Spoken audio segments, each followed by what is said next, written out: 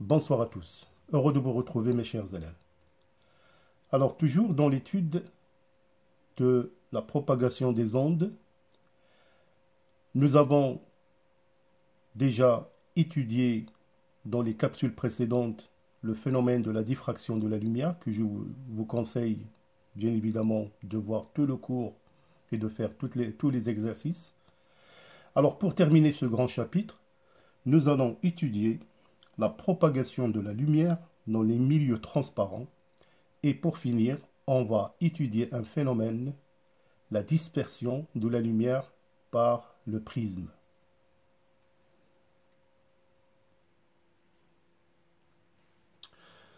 Alors bien évidemment, il est très important de rappeler le spectre électromagnétique qui présente les intervalles de fréquence.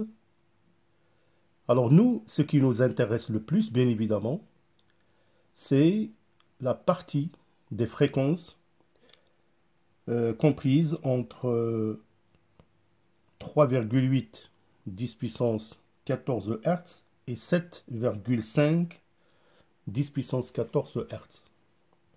Donc c'est le domaine de la lumière visible qui correspond aux longueurs d'onde comprises entre 400 nanomètres et 800 nanomètres. Donc la partie bien évidemment qui nous intéresse, comme vous pouvez voir sur ce spectre électromagnétique, c'est le domaine de la lumière visible.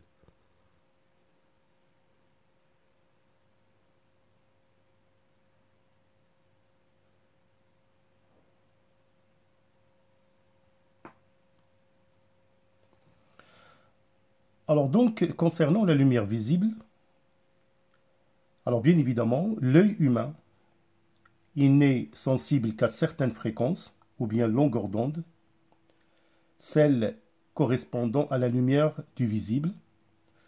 Dans ce domaine, les fréquences sont comprises entre 7,5 10 puissance 14 Hz et 3,8 10 puissance 14 Hz. Ce qui correspond bien évidemment aux longueurs d'onde comprises entre 400 nanomètres et 800 nanomètres. Bien évidemment, notez que 1 nanomètre, c'est 10 puissance moins 9 mètres. Il faut bien évidemment aussi noter que la lumière blanche est composée de toutes les radiations visibles. Alors dans ce cas-là, on va parler d'une lumière polychromatique. La lumière blanche, qui peut être assimilée à celle du Soleil, c'est-à-dire les transformations nucléaires qui se produisent au niveau du Soleil, vont émettre des rayonnements électromagnétiques qui correspondent à la lumière blanche. Donc cette lumière est une onde polychromatique. Elle est constituée de nombreuses radiations monochromatiques de fréquences ou longueurs d'onde différentes. Alors bien évidemment, Newton a réalisé déjà une expérience. Newton a constaté qu'en éclairant un prisme avec de la lumière blanche, celle-ci sortait du prisme plutôt, et en étant déviée, et qu'elle se composait en lumière de toutes les couleurs de l'arc-en-ciel. Et bien évidemment, il en a déduit que la lumière blanche est composée de toutes ces couleurs et que le prisme a pour effet de les séparer.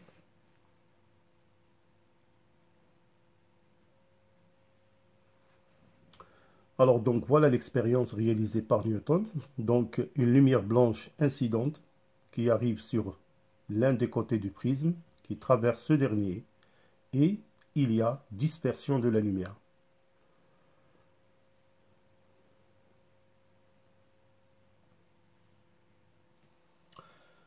Alors donc pour un tel phénomène, on va définir l'indice de réfraction. C'est quoi l'indice de réfraction?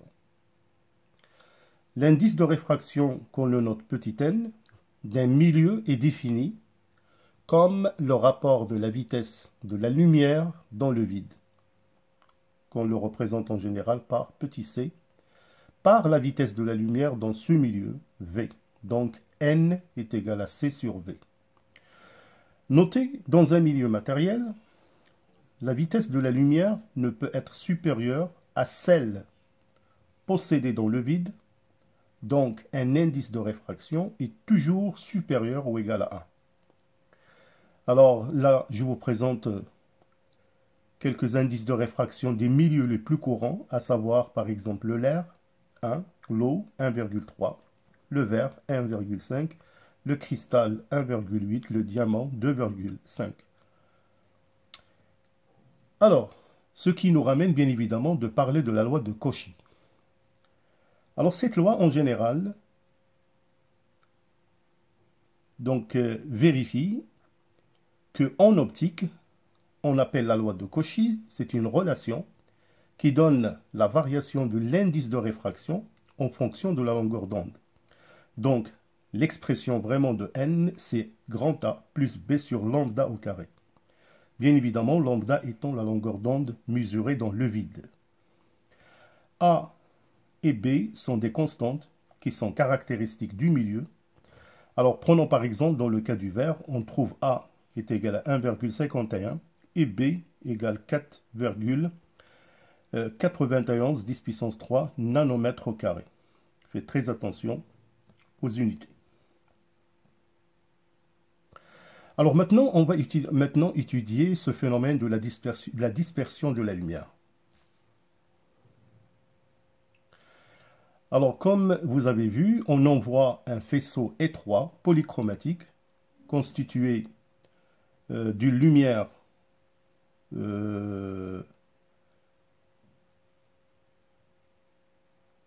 alors là, donc on va envoyer une lumière blanche.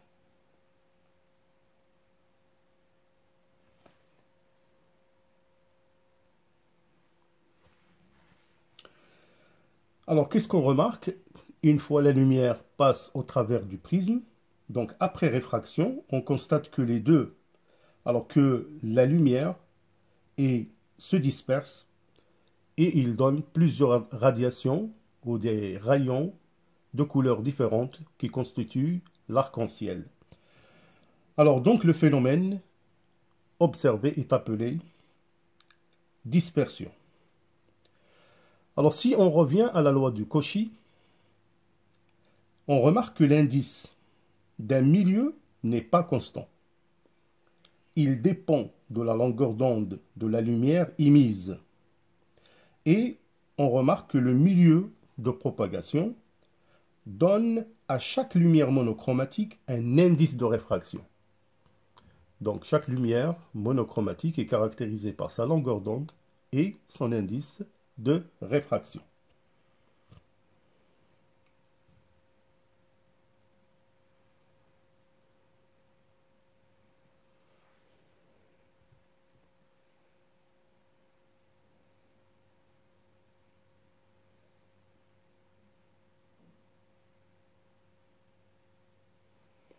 Alors là, voilà des prismes.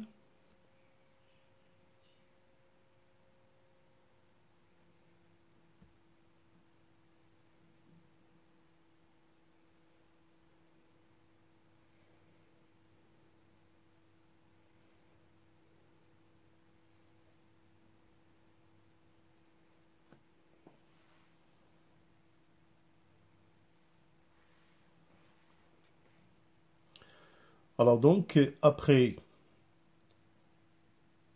la diffraction, donc on remarque que la lumière rouge est moins déviée. Donc la lumière la plus déviée, bien évidemment, c'est le violet.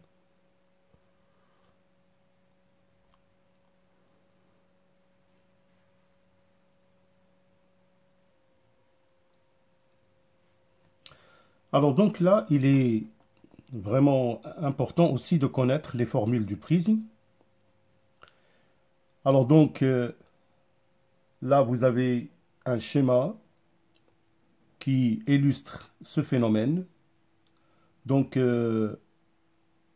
on va conserver seulement le trajet du rayon et on va nommer des angles successifs petit i, r, r', i' et d.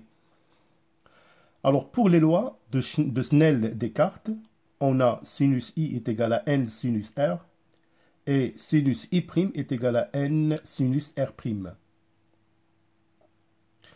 Alors aussi, si vous prenez le quadrilatère AI'A'I', qui est inscriptible, on a donc le triangle IA'I' qui est égal, on va démontrer que A est égal à R plus R', et que D est égal à I plus I' moins A.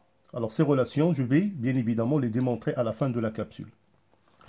Alors, donc, revenons au phénomène de dispersion d'une lumière blanche. Donc, le verre du prisme est un milieu dispersif. En effet, l'indice du verre qui dépend de la longueur d'onde de la radiation incidente qui le traverse, on a la valeur de l'indice n du milieu dispersif croît avec la fréquence de la lumière.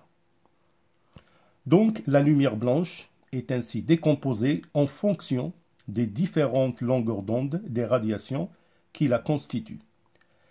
À chaque longueur d'onde correspond une couleur différente.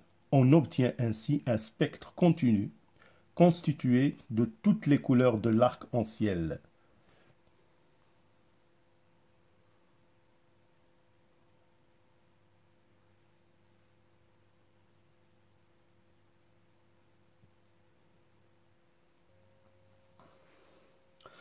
Alors donc, on va démontrer la relation A qui est égale R1 plus R2 pour le schéma ici présent, donc A étant l'angle du prisme. Et on va aussi démontrer que l'angle de déviation D est égal à I1 plus I2 moins A. Donc je vais vous présenter une démonstration. Alors donc pour la démonstration de A est égal à R1 plus R2, alors vous allez tout simplement repartir pour votre démonstration. Vous prenez le triangle KI I', et on va noter les angles alpha et bêta, tels que A plus alpha plus bêta est égal à pi, et vous allez suivre le raisonnement.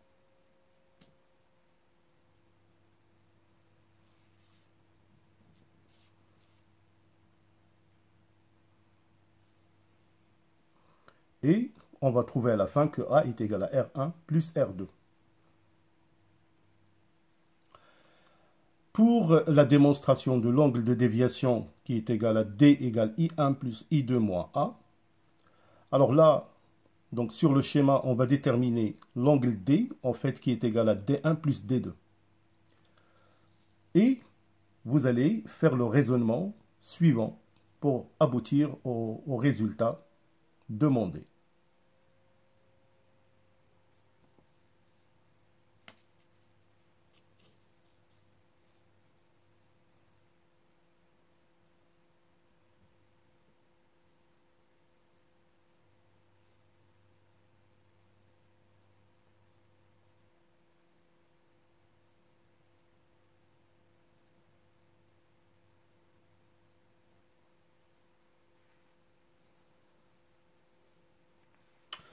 Alors voilà, donc pour la capsule prochaine, je vais vous proposer des exercices qui vont vous permettre, comme je vous ai dit toujours, d'améliorer vos compétences. Alors d'ici là, portez-vous bien. À bientôt.